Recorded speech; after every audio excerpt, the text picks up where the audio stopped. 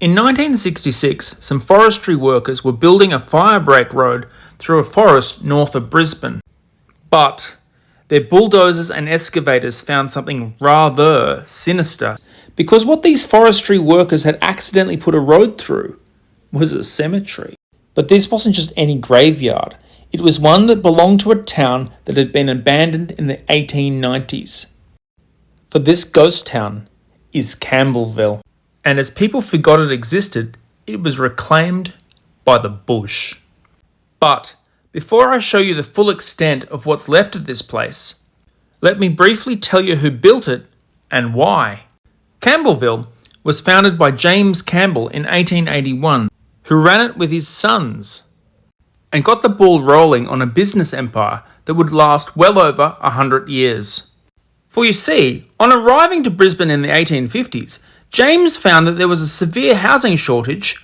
Being the cunning individual that he was, he made sure to own most of the sites that produced anything for building. Because these guys had fingers in so many pies. They owned the lime kilns and the quarries, and soon they owned the clay works and most of the timber mills too.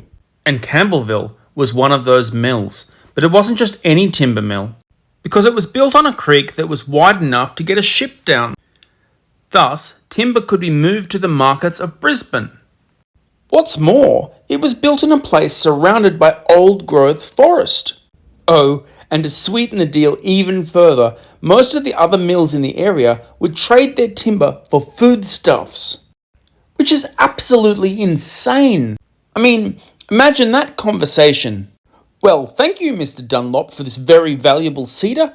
In return, I shall repay you with this sack of potatoes. Now, if you're a good man and you work hard to bring me more of this precious cedar, I shall reward you with not only a sack of potatoes, I'll also give you a bag of sugar. I mean, how's that for a bargain? But that's enough yakking. Let me show you what's left of this place. Now, I'm not sure if you can see it very well, but I dropped my elevation. Do you see this over here? This thing here? This is a wall, as is this.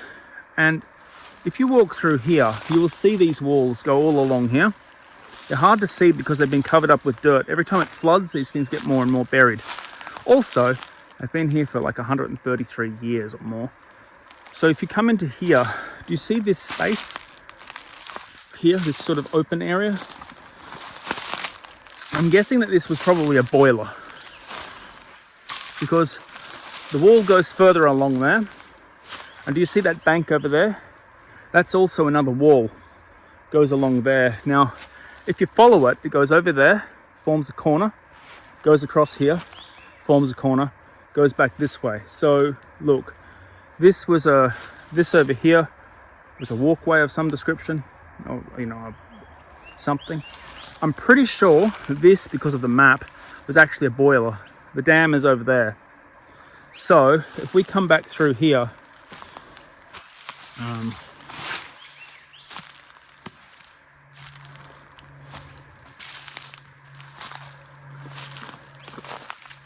if you see here, this is the wall I'm talking about. Now, the wall goes through here. It's more of a wall here. See, the wall is still there. And it leads into this space here.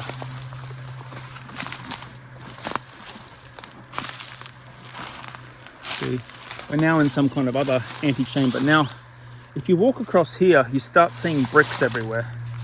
You see the big brick there. And actually, the bricks are everywhere, like literally everywhere. See, there's another one there. But as you walk into here, they get really, really thick. And we start finding things that I find kind of interesting. See all of these bricks here. And you push through here,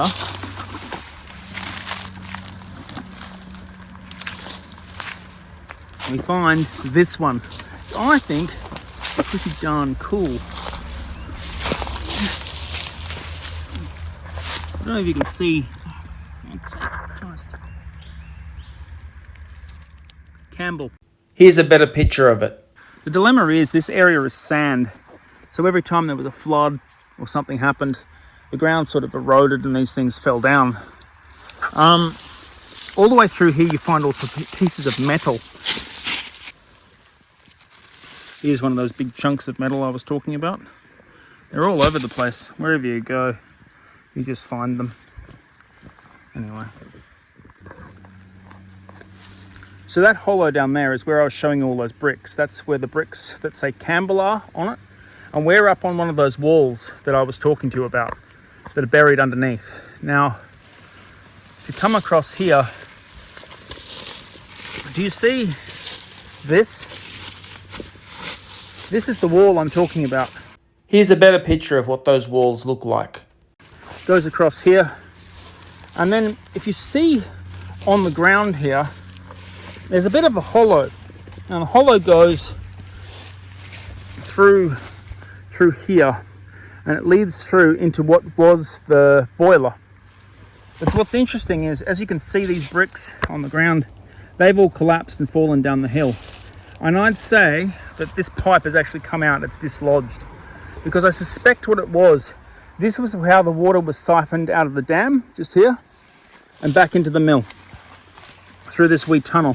So, look, through here. Because if you follow straight through there, you end up in the boiler. Do you see that stump? Just there. And this one just here. And that stump just there. There's one over here. See, this is the footings of the wharf shed, I believe. So we go over here. Oh, there's more of it there. There isn't much left of this thing. I'll show you the rest. So the wharf shed is this thing in the picture. Do you see down there, Coochin Creek? So this is where the Mavis would have docked. So this is the Mavis. It's the ship that took all the timber to Brisbane. So up there is the wharf. I've climbed down here onto this part here. So do you see this water is very, very deep?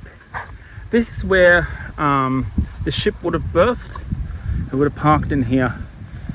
The Mavis would have been in there somewhere. It would have been loaded up with timber. So this is like, up there was like the timber mill. I'll show you what that was. And then this is what slopes down was this thing. Yeah.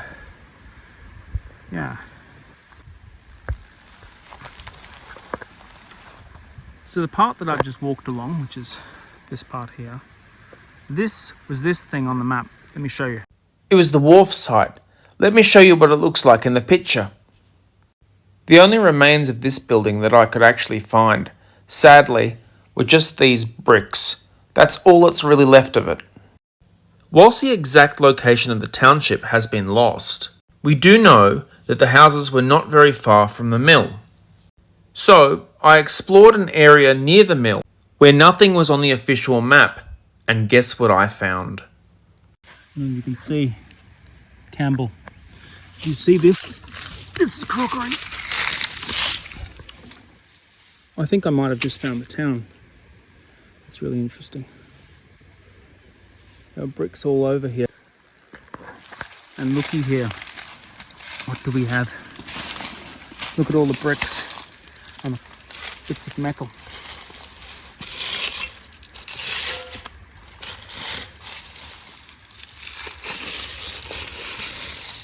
I found very high quality ceramics in this area.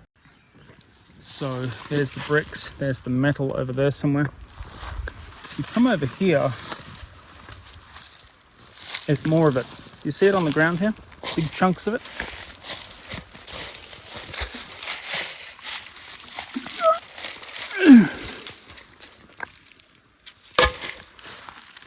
More of it over here. Yeah, I suspect this was actually a house. Quite interesting because it's very far removed from the mill. It's also on higher land. Not much in the way of flood debris over here either. So, yeah. I wonder how old this is. Loads of it too. Old glasses.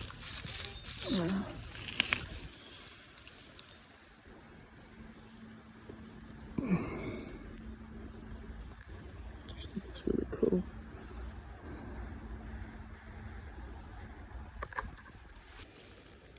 Look at these ceramics. They're got a lot of detail. Quite amazing, actually. I wonder what it belonged to. Old vase or something like that. Interesting. See, I don't think you'd find this anywhere near a mill. This is far away from the mill, so I suspect this was someone's home. It's just a theory, of course. And look at this on the ground. More of this really, really old glass.